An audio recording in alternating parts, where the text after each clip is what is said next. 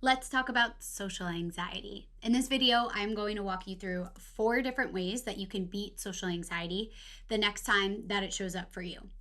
Now, some of us might struggle or grapple with social anxiety more than others, but from my understanding and my experience, most of us can relate to this on some level, right? So tell me if this sounds familiar. You know that experience when you're around a certain group of people, or maybe you're in a new environment, and all of a sudden it feels like there's just a spotlight on you.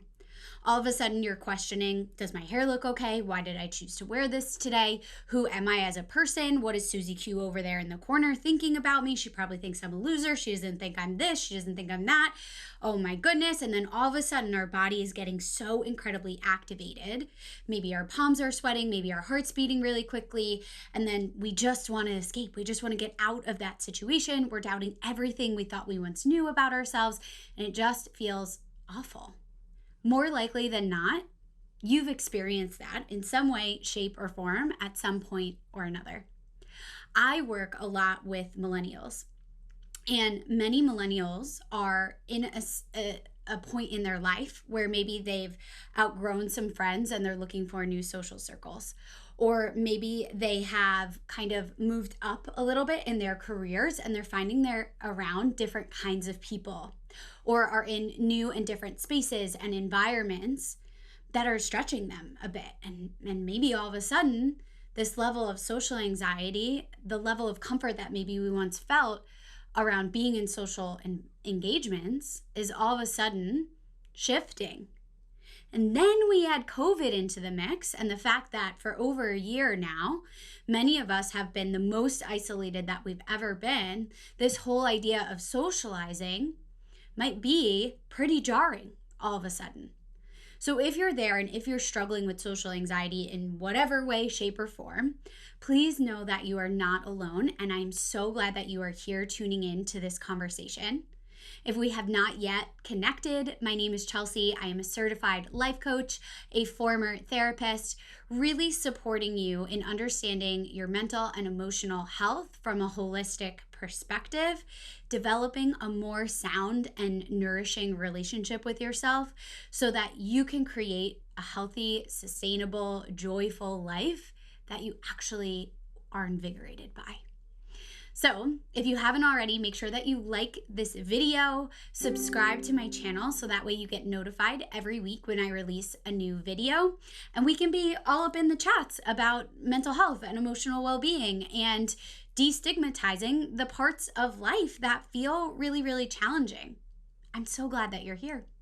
Okay, so this conversation again is so important because as human beings, part of what helps us feel good is having some level of connection, community, fulfillment, and being a part of something bigger than ourselves. So whether you feel like you are more of an introverted or extroverted person, the fact is that we as human beings like to experience some level of connection in some way. So this whole conversation around social anxiety is so important so that you can feel really good in going out and having conversation, being around people, being in community or connection with people, whatever that might look like in your life. So my first tip for you around social anxiety may feel a little bit cheesy, but that's okay. I'm going to ask you to observe any judgment or any resistance that might be coming up, and we're just going to let it exist. And I want you to come back and tune back in and not tune into that. So the first tip is to give yourself a bit of a pep talk before you go into a social situation. Because here's the thing, our brains are primed for protection and safety. So if you've had any type of social experience before where you've experienced social anxiety, or it hasn't gone very well, or you didn't connect with the person that you were meeting, again, be it a date, be it a hanging out with friends, be it something professionally related, be it with family, it doesn't matter, right? If you've had some type of negative experience, your brain, the mind, is really going to pull that up and kind of blast it into your face of no, warning sign, this sucks, don't do it, and remind you of everything that happened in that experience. So, our thoughts often can impact pretty significantly our emotions and how we feel in our physical body. So, if you can cultivate awareness of that, of what is your mind bringing up as you're preparing for a social engagement, and you can start to give yourself a more helpful pep talk, that might shift how you feel going into the situation, going into the social experience. And that's not to say that what I'm asking you to do is give yourself a pep talk that doesn't feel true, because that's not helpful either. Feeding yourself lies is not going to feel like something that you can really sink your teeth into. So, I want to give you a quick example. Let's say that you are going on a date, and whether this is a date to meet a new potential friend or it's a romantic date, and your mind is going through all of the times that you've tried to connect with someone new and it hasn't went well and you felt awkward and yada yada yada, or the last time that you got burned by somebody else, or that time in middle school or high school where someone told you that you were an awkward person and you've kind of owned that and carried that with you your whole life, and now you show up to every social engagement feeling like, I can't do this, I'm just an awkward person, right? Recognizing that that is the conversation that's going on in your mind, and then thinking about what is a more helpful, supportive way that I can guide myself through this experience, right? So that might look like, I'm just showing up to see how this feels.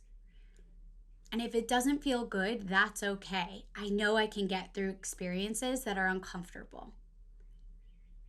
I know that I'm worthy or valuable of having meaningful relationships in my life. And whether this specific person feels like a good fit or not is okay. Right? That might feel more realistic, more tangible, like you can sink your teeth into that, rather than trying to say, like, I'm fantastic, I'm the most amazing person on the planet, anyone who doesn't like me is missing out. That might feel really, really far away from where you're at internally right now.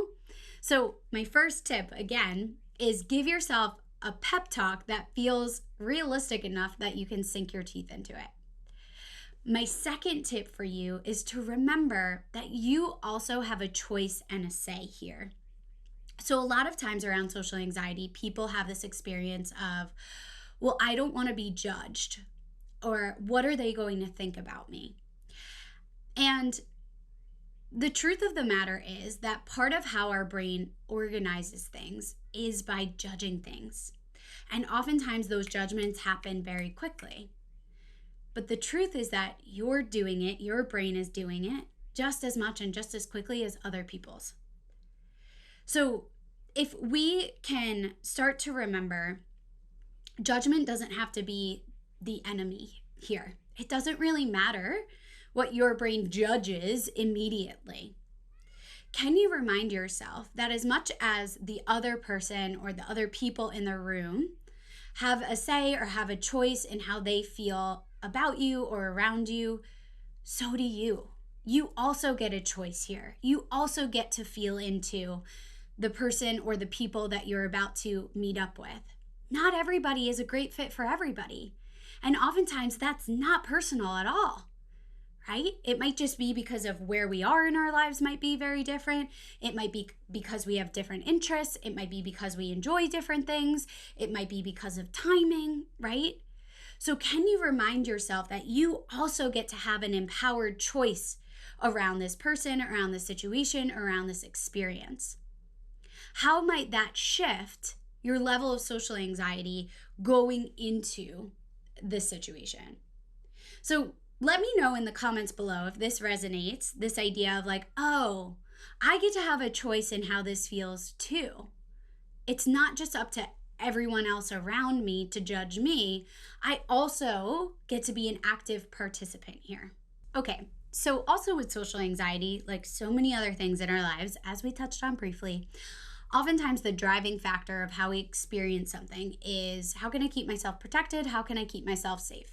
That's basically like the primal goal of our primitive brains in a lot of ways. So the next thing is to recognize that when you are feeling triggered or unsafe or unsettled in an unfamiliar environment, what's going to happen is that your sympathetic nervous system, which is that fight, flight, freeze mode, is going to be very, very activated.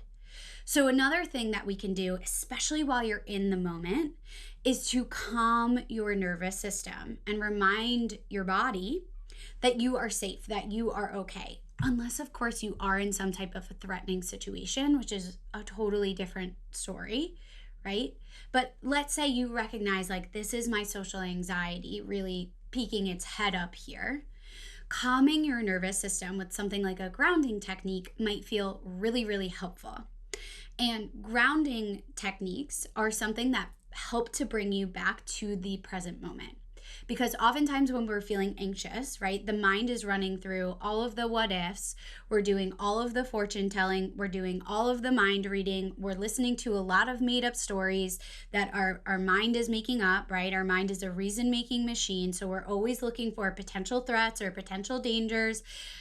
And what having a grounding practice that calms your nervous system can do is, again, it helps you come back to the present moment, and it might allow you to re-engage in that social interaction from a place of mindfulness and presence rather than anxiety or trying to control yourself or someone else, right, in a way that's inauthentic, right, and disingenuous, which as human beings we can typically feel into. So one of my favorite grounding techniques is a really simple technique, which is called diaphragmatic breathing.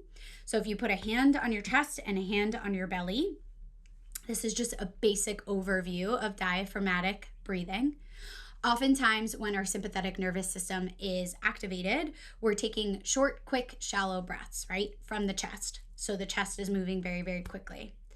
Diaphragmatic breathing is going to activate your diaphragm, which is a muscle underneath your rib cage, right? Which we tend to take slower, deeper breaths when we feel safe, when we feel calm, right? When we're digesting or when we're resting.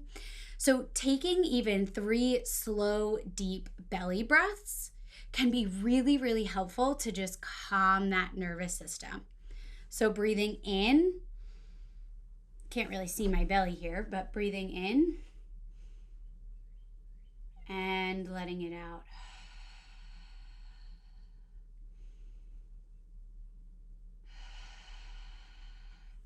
Your belly will expand and contract similarly to a balloon, and hopefully your chest is going to be moving as minimally as possible. Diaphragmatic breathing is a great practice and a great skill because it's something that you can take with you anywhere. It's free, and it's something that oftentimes no one around you is going to notice that you're doing, right? So a really, really powerful skill and tool to hone in on. And the best thing is that if you practice it, it will get stronger like any other muscle, right? So if you can start practicing diaphragmatic breathing in an environment where you don't feel very anxious and you don't feel very stressed out, it's going to be more helpful in those moments where you need it the most.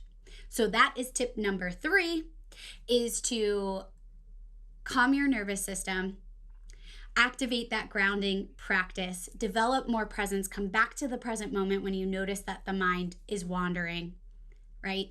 And really reconnect to why. Why are you here? Why is it important to pursue social interactions and social engagements? All right, tip number 4, alleviate the pressure.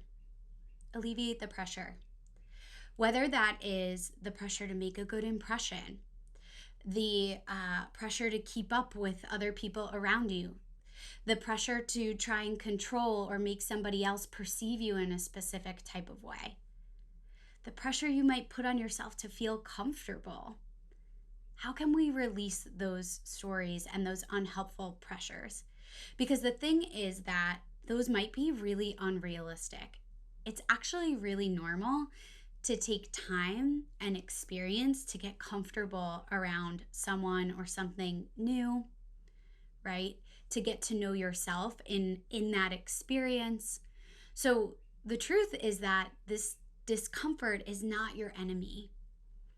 And the more that we try and push it away or demonize it or tell ourselves that something is deeply wrong with us because we feel anxious, the more activated we're going to feel, the more we're going to compound our experience of social anxiety, because not only am I feeling anxious, but then I'm also beating myself up for feeling anxious, and I'm kind of raising the bar on that emotion and building, rather than saying, like, yeah, meeting people is really uncomfortable for me at first, right? I'm allowed to feel that level of discomfort.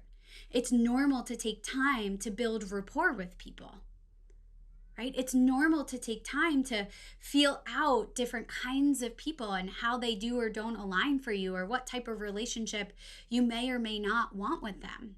So how can you empower yourself with that reminder?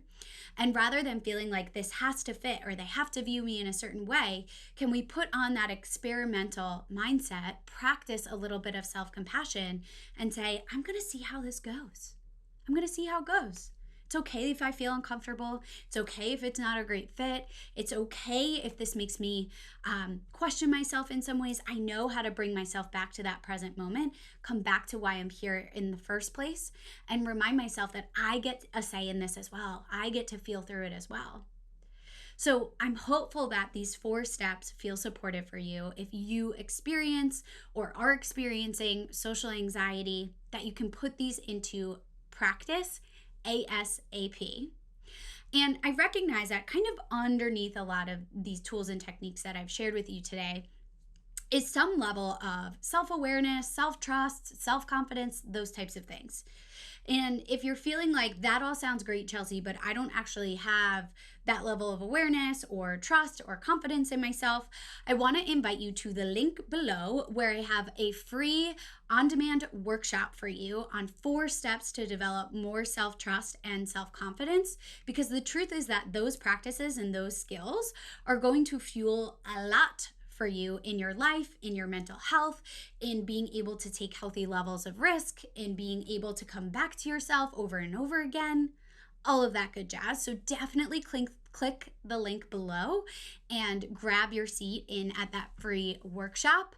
And if you liked this video, again, it would mean so very much to me if you actually physically like it, and maybe share it with somebody who also could use this type of support and conversation in their life. And with that, I will see you next time. Take care.